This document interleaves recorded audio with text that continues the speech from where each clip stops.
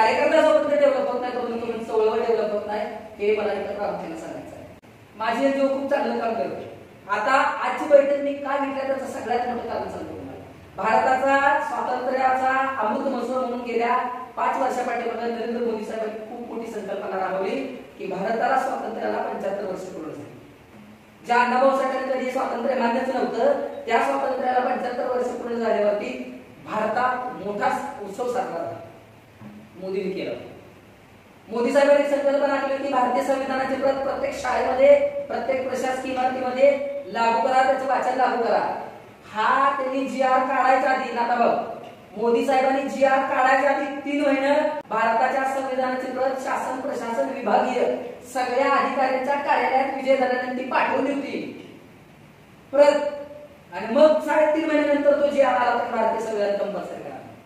मला महाराष्ट्रातून बऱ्याच दिग्गज लोकांचे फोन आले, दादा साहेब तुम्ही जी प्रस्तावना दिली ती आम्हाला आता फायद्याची ठरते, कारण मोदी साहेबांनी असा GRच काढलाय भारतीय संविधान प्रत्येक ऑफिसमध्ये लावायचं. भारतीय संविधानाला 70 वर्ष पूर्ण झाली.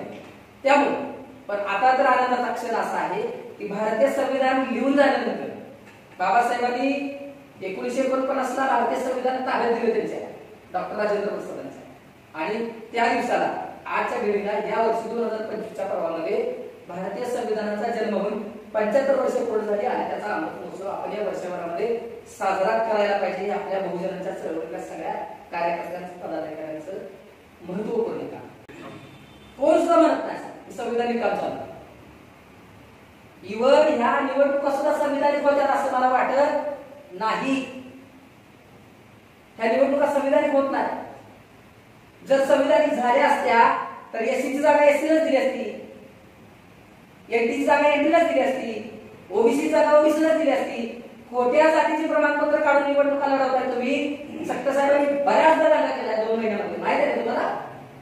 मग तुम्ही संविधानिक निवडणूक चालले कसं